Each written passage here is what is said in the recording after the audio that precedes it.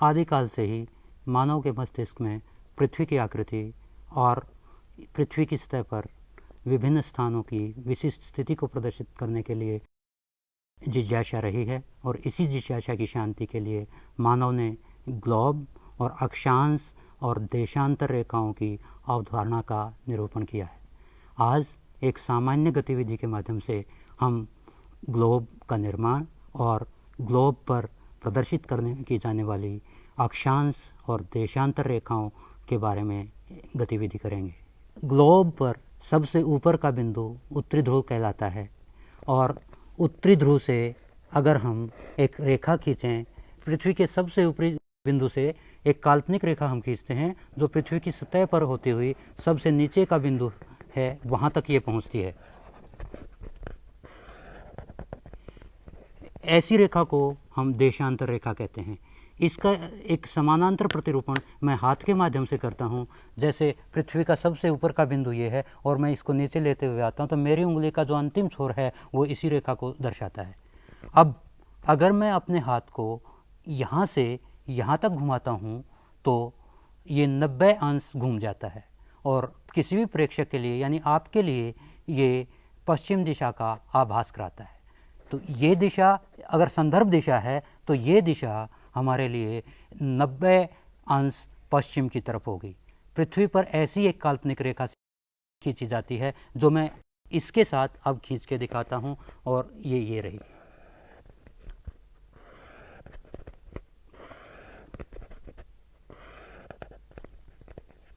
ऐसे ही अगर मैं और ज़्यादा घूमता हूँ, यहाँ से यहाँ 90 डिग्री पश्चिम की तरफ और बिल्कुल पीछे चला जाता हूँ, तो ये 180 डिग्री का कोण होगा। और ऐसी रेखा को हम एक और देशांतर रेखा के रूप में जानते हैं, जिसको अंतरराष्ट्रीय तिथि रेखा भी कहा जाता है।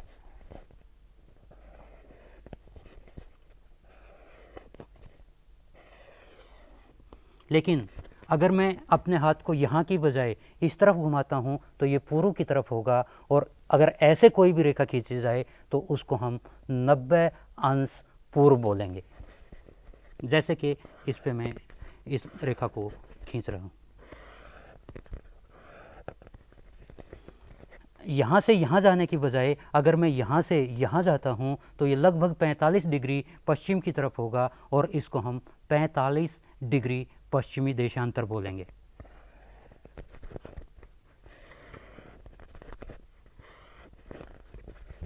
अगर इसके विपरीत इधर की बजाय मैं उस तरफ घूमता हूँ और यहाँ से खींचता हूँ तो ये रेखा एक अन्य रेखा यहाँ आएगी,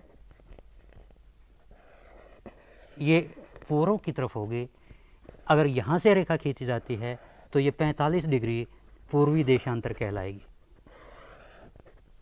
इसी तरह से मैं 2 रेखाएं और खींचता हूँ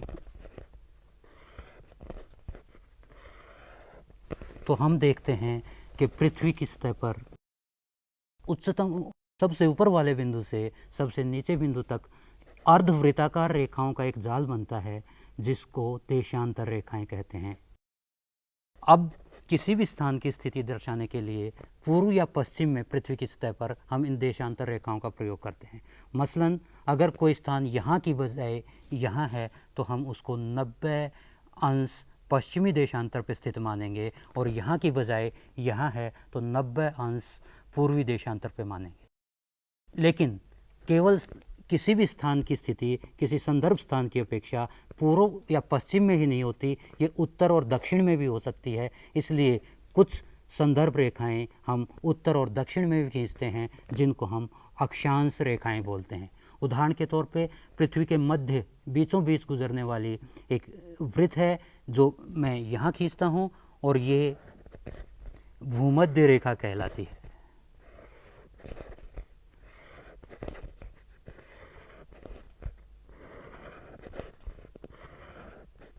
इस रेखा को संदर्भ रेखा के रूप में प्रयुक्त करते हैं अक्षांश के लिए, और इसे भूमध्य रेखा के रूप में जाना जाता है। ये रेखा मैंने ऐसे खींची है, यूँ करते हुए 360 डिग्री तक घूम के। अगर मैं अपना हाथ 20 डिग्री ऊपर की तरफ उठाता हूँ तो ये 20 डिग्री उत्तरी अक्षांश कहलाएगा, और ऐसे रेखा ये खींची जाएगी।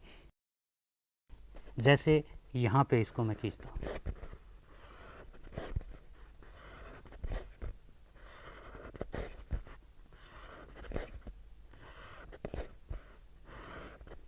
ऐसे ही अगर मैं 20 की बजाय 60 डिग्री ऊपर उठाऊं और ये रेखा खींचूं तो ये 60 डिग्री उत्तरी अक्षांश कहलाएगा और ये लगभग ऐसे खींची जाएगी। ऊपर जाने की बजाय अगर मैं नीचे की तरफ जाऊं तो ये दक्षिणी अक्षांश कहलाएंगे और 20 डिग्री अगर नीचे जाता हूं और एक वृत्त खींचा जाता है तो वो वृत्त 20 डिग्री दक्षिणी अक्षांश होगा।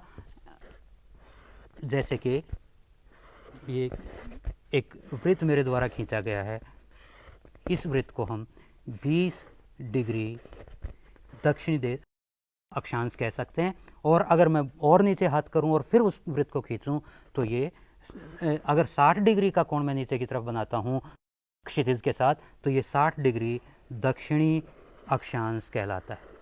इस तरह हम देखते हैं कि पृथ्वी की सतह पर काल्पनिक रेखाओं का जाल खींचता है जिसको हम देशांतर और अक्षांश कहेंगे। अगर इनकी भेद की बात करें तो बिल्कुल स्पष्ट है कि देशांतर रेखाएं सबसे ऊपर जिस बिंदु पर मिलती हैं उसको हम उत्तरी ध्रुव बोलेंगे और सबसे नीचे जिस बिंदु पर मिलती हैं उसको हम दक्षिणी ध्रुव बोलेंगे। ये आकार में अर्धवृत्ताकार होती हैं। ध्रुव से दूर जाते हैं भूमध्य रेखा की तरफ तो इनके बीच की दूरी बढ़ती चली जाती है और भूमध्य रेखा से वापस ध्रुव की तरफ जाएंगे तो इनके बीच की दूरी घटती चली जाएगी। जबकि अक्षांश रेखाएं अर्धवृत्ताकार ना होके ये पूर्ण वृत्ताकार हैं और इनका वृत्त की परिधि बदलती रहती है।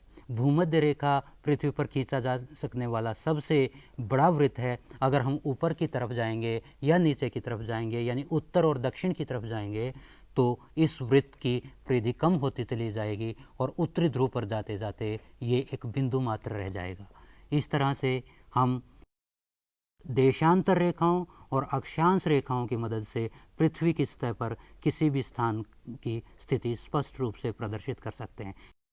अंत में एक उदाहरण के रूप में अगर कोई स्थान 30 डिग्री उत्तरी अक्षांश पर और 45 डिग्री पश्चिमी देशांतर पर स्थित है तो उसको हम संदर्भ प्रधान देशांतर से 45 डिग्री पश्चिमी 45 डिग्री का कोण बनाएंगे, 45 डिग्री जाएंगे पश्चिम दिशा में और उसके बाद 30 डिग्री उत्तर दिशा में जाएंगे। हम जिस भी बिंदु पे पहुंचेंगे वो उस स्थान की स्थिति कहलाएगी।